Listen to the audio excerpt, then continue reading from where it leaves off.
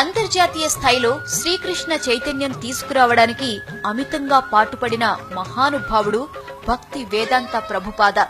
కృష్ణ భక్తిని తన గురువు చైతన్య మహాప్రభు ప్రబోధనలను ప్రచారం చేయడం కోసం ఆయన చేపట్టిన హరే కృష్ణ ఉద్యమం విశ్వవ్యాప్తమైంది. 1966లో ఆయన ఏర్పాటు చేసిన ఇస్కాన్ ఆశ్రమం అంతర్జాతీయ స్థాయిలో ఇప్పటికీ చైతన్యవంతంగా ఉంటూ అనేక సేవ, ధార్మిక కార్యక్రమాలు చేస్తూనే ఉంది. కృష్ణ చైతన్యం తేవడానికి పలు విధాలుగా పాటుపడిన ప్రభుపాద 1896లో కృష్ణ జన్మాష్టమి నాడు కోల్కతా నగరంలో గౌర్ మోహన్ డే, రజనీ డే దంపతులకు జన్మించడం విశేషం. ఆయనకు తల్లిదండ్రులు అభయ్ చరణ్ అని పేరు పెట్టారు. నిజంగానే ఆయన చరణాలు అభయదాయకాలై కోట్లాది కృష్ణ భక్తులకు శరణమయ్యాయి. ఆయనను ముచ్చటగా నందూలాల్ అని కూడా పిలుచుకునేవారు. స్కాటిష్ చర్చ్ కాలేజీలో చదువుకున్నారు. కానీ గాంధీజీ ఉద్యమానికి మద్దతుగా ఇంగ్లీష్ వారిచ్చే డిగ్రీని తిరస్కరించారు. గాంధీ గారి పిలుపు మేరకు ఖాదీ దుస్తులు ధరించి తన దేశాభిమానాన్ని చాటుకున్నారు. సన్యాశ్రమం స్వీకరించడానికి ముందు ఆయన ఔషధ వ్యాపారం చేశారు.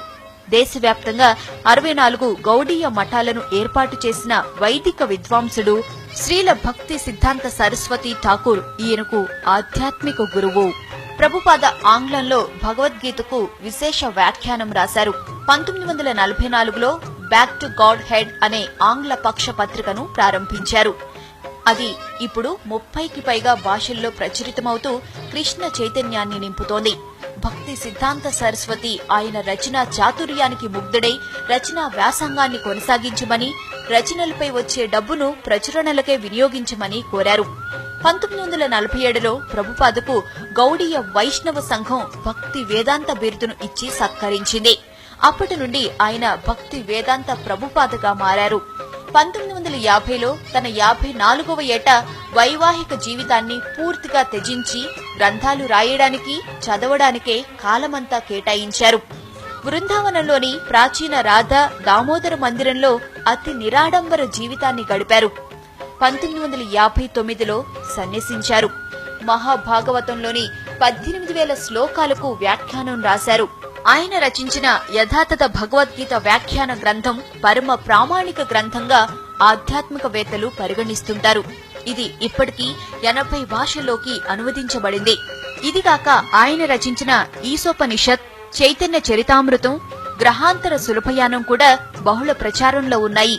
1966లో ఆయన అంతర్జాతీయ వైష్ణవ కేంద్రాన్ని ప్రారంభించారు.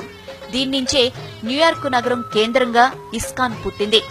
సంస్థ పేరును కృష్ణ చైతన్యం అనిగాక భగవత్ చైతన్యం అని పెట్టమని కొందరు సూచించినా కాదని కృష్ణ చైతన్యం అనే పేరు పెట్టారు.